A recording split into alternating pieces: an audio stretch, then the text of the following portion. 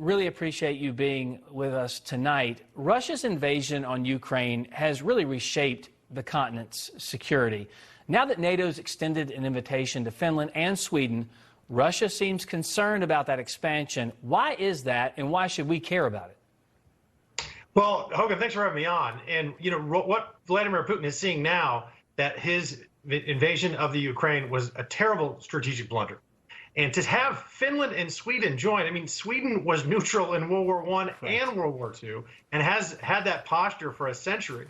And to have Sweden be part of NATO, I really can't even believe it. And then Finland, of all places, where, you know, basically they would never go against, during the Cold War, go against foreign policy that the Soviets had, supported. So it's a major move. And if you look on a map, what that does is really isolate. There's an exclave in Kaliningrad. Kaliningrad used to be East Prussia. That's holds about 1 million Russians. It's one of the most militarized places in the world.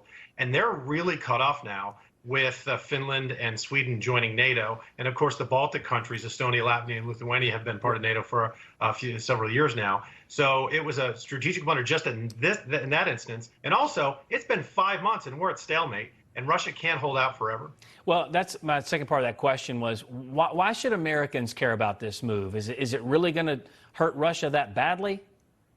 You know, that's a great question because, you know, we have two big moats to the right and the left of us, the Atlantic and the Pacific Oceans. And we have to be careful not to repeat the mistakes of history. Like after World War I, it was kind of like Fortress America. We became very isolationist, and we can't do that now. The Ukraine has the fourth most natural resources of any country in the world. It's very valuable, and we need it to be independent. We don't want to reward Russian aggression, not only because we don't want to lose Ukraine to tyranny, but also China's watching this very closely, Hogan, and they want Taiwan. They're never going to be stronger than they're going to be this decade, so I really fear they're going to make a move. And if they see Russia be successful here, I think they'll be tempted to try it themselves. Right. I'm not sure how anyone knows, or what anyone knows, if anything, about how this is all going to end. Obviously, 5 months in here, and we've got some serious moves by Russia, Ukraine, and obviously now America and NATO as well. So switching gears to the border, the number of migrants found dead in the tractor-trailer truck in Texas has now risen to 53. And one Texas judge blames Texas officials instead of the insane border policies of the Biden administration. They have spent billions of our taxpayers' dollars, state taxpayers' dollars, on paying for the Texas National Guard at the border.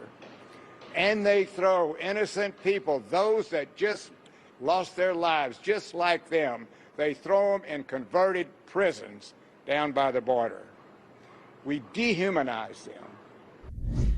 That's absolutely insane. To not blame this administration when the previous administration had the border in a really good place with the lowest number of drugs and child smuggling and human trafficking coming across. We know what we have to do to be safe. This administration refuses to do so. How in the world can they blame Texas officials for this? Honestly, Hogan, that's really disgusting. And that judge is living in orbit around Neptune, because the fact of the matter is, let's look at some figures. The worst month we've ever had in our history with the illegal border crossings was April, with 234,000. To put it in perspective, that's 1,258% larger than the last time President Trump was in office in April in 2020. And then in May, it was broken with almost 240,000 illegal border crossings, which was 930% higher than the last May that President Trump was in office. So this is a tenfold increase. It's a dramatic increase, and it lays at the feet of the Biden administration. Joe Biden has his commitment to securing the border is non-existent. We've had 1 million pounds of narcotics being smuggled into this country just under his watch, 7,000 pounds of fentanyl, which is enough to kill every American about 10 times over. And Mayorkas says that the border is secure. His national drug policy czar, Dr. Gupta, testified, and I asked him directly under oath in a hearing at oversight, do you think there's operational control of the border, and is the border secure? And he said yes. That's unbelievable. That's unbelievable. Congressman, I've long said this isn't by accident. This is by design. This is exactly what they want on our southern border. We've got to stop it. Hopefully you guys can have some reinforcements come in the midterms and take care of it. Thank you so much for your time tonight, Congressman. Thanks, Hogan. God bless. God bless you. Before we go to break, I want to take a moment to recognize the passing of the last surviving World War